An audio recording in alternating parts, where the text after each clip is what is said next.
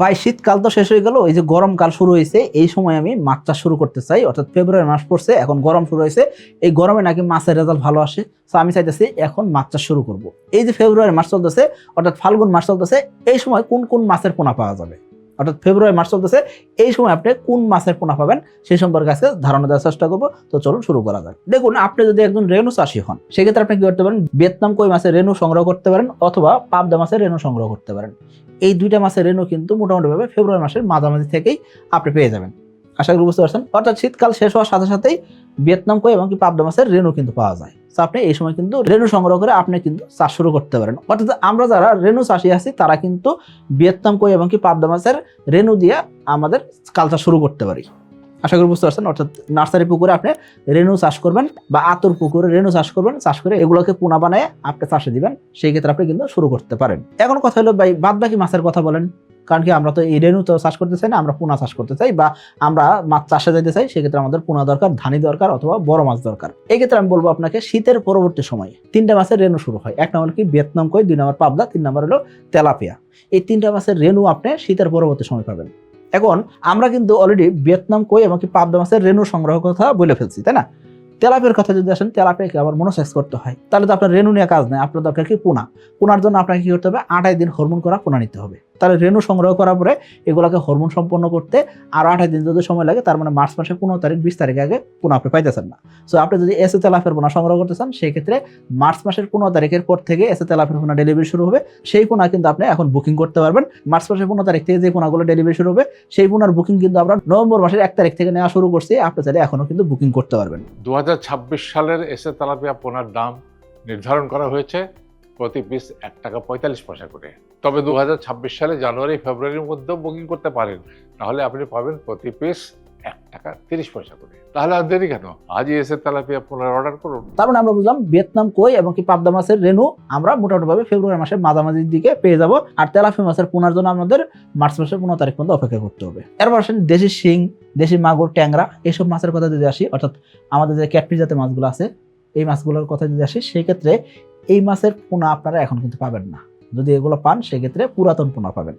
যদি পুরাতন পোনাতে চাষ শুরু করতে চান, এই ক্ষেত্রে দেখবেন কি দেশি মাগুর মাছের পোনা 30 পিস, 40 পিস বা 50 পিসে কেজি বিভিন্ন জায়গায় তো আপনি পাইতে পারেন। এক্ষেত্রে দামটা কিন্তু অনেক বেশি নেবে, এবং কি এই দেশি মাগুর কিনা সেটা আপনাকে একটু শিওর হয়ে নিতে হবে। আশা করি বুঝতে পারছেন। এরপর দেশি শিং, দেশি শিং এর পুরাতন চাপের পোনাতে অনেকে চাষ করে থাকেন। তবে পুরাতন চাপের পোনাতে চাষ করতে গেলে অনেক সময় দেখা যায় মেল ফিমেলের পার্সেন্টেজ বোঝা যায় না। আবার দেখা যায় যেহেতু ক্যাটফিশ জাতের মাছ, ছোট প্রজাতির মাছ, একটু মোটামুটি সাইজ আসতে না আসতেই দেখা যায় এদের পেটে ডিম চলে আসতে পারে। তো এই হিসাবগুলো আপনাকে মাথায় রেখে আপনাকে ক্যাটফিশ মাছ চাষ শুরু করতে হবে। তার মানে আমি বোঝাতে চাইতেছি যে আপনি দেশি শিং, মাগুর, ট্যাংরা এসব মাছের যদি চাপের পোনা সংগ্রহ করেন, এই ক্ষেত্রে একটু নিজের দায়িত্ব নিয়ে চাষ করার চেষ্টা করবেন। চাপের পোনার রেজাল্ট কিন্তু সবসময় ভালো হয় এমন নয়। আপনি যখন ক্যাটফিশ জাতীয় মাছের চাপের পোনা সংগ্রহ করবেন, সেই ক্ষেত্রে নিজ দায়িত্বে সংগ্রহ করবেন। এই ক্ষেত্রে আমি আপনাকে সাজেশন করবো যে নতুন পোনা দিয়ে চাষ করার জন্য। নতুন পোনা দিয়ে চাষ করলে রেজাল্ট ভালো হয়। এরপর আসেন ভিয়েতনাম শোল। ভিয়েতনাম শোল মাছের পোনার জন্য আপনাকে বৈশাখ মাসের লাস্টের পর্যন্ত অপেক্ষা করতে হবে। কারণ কি বৈশাখ মাসে যখন প্রথম বৃষ্টি হবে, বৃষ্টি হওয়ার পরে এগুলো মাছ থেকে রেণু সংগ্রহ শুরু হয়। তারপর আরো 25 দিনের মতো 30 দিনের মতো সময় লাগে পোনা করতে। তো আপনাকে বৈশাখ মাসের লাস্ট পর্যন্ত অপেক্ষা করতে হবে। মলা মাছের রেণুর কথা যদি আসেন, সেই ক্ষেত্রে বৈশাখ মাসের মাঝামাঝি অথবা লাস্টের দিকে আপনি রেণু পাবেন। এরপর আসেন কার্পজাতীয় মাছ। কার্পজাতীয় মাছের পুরাতন পোনা, চাপের পোনা দিয়ে আপনি এখন কিন্তু চাষ শুরু করতে পারেন। চাপের পোনা আপনি বিভিন্ন জায়গায় পেয়ে যাবেন, চাপের পোনা দিয়ে আপনি চাষ করতে পারেন। আর আপনি কার্পু মাছের নতুন পোনা পাবেন এখন, সো এটা দিয়ে আপনি চাষ শুরু করতে পারেন। অর্থাৎ ডিসেম্বর মাসে যারা কার্পু মাছের রেণু সংগ্রহ করছেন, তারা কিন্তু শীত পার করে নতুন পোনা আপনাকে দিবে, এই পোনা দিয়ে আপনি চাষ শুরু করতে পারেন। আর অন্যান্য যে কার্পজাতীয় মাছ আছে, রুই, কাতল, মৃগেল, সিলভার কার্প, এসব মাছের চাপের পোনা দিয়ে আপনি চাষ শুরু করতে পারেন। চাপের পোনা সাইজ 100 গ্রামের উপরে নেওয়ার চেষ্টা করবেন। 200 গ্রাম, 250 গ্রাম, 300 গ্রাম, 500 গ্রাম মধ্যে নিলে সবচেয়ে ভালো হয়, দ্রুত রেজাল্ট পাবেন। এরপর আসেন পাঙ্গাস, গুলশা, দেশি শোল, টাকি, ফলি, এই যে মাছগুলো, এই মাছগুলো সকল মাছের কিন্তু পোনা, নতুন পোনা আপনি কিন্তু বৈশাখ মাসের লাস্টে গিয়ে পাবেন। অর্থাৎ নতুন পোনার জন্য আপনাকে বৈশাখ মাস পার করে আপনাকে পোনা নিতে হবে। এখন কিন্তু এই ফেব্রুয়ারি মাসে আপনি এইসব মাছের নতুন পোনা কিন্তু আপনি পাবেন না। তবে অনেক খামারে কি হয়ে থাকেন, পাঙ্গাস মাছের চাপের পোনা দিয়ে চাষ শুরু করে থাকেন, আপনি চাষ করতে পারেন। তবে অন্যান্য যে মাছগুলো আছে, এই মাছগুলোর জন্য আপনাকে বৈশাখ মাসের লাস্ট পর্যন্ত অপেক্ষা করতে হবে, অথবা জ্যৈষ্ঠ মাস পর্যন্ত অপেক্ষা করা লাগতে পারে। আশা করি আপনি ক্লিয়ার হয়েছেন। আমরা বুঝলাম কি, যদি রেণু চাষি হয়ে থাকেন, সেক্ষেত্রে পাবদা এবং ভিয়েতনাম কই মাছের রেণু সংগ্রহ করে আপনি মোটামুটি রেণুর কালচার শুরু করতে পারেন।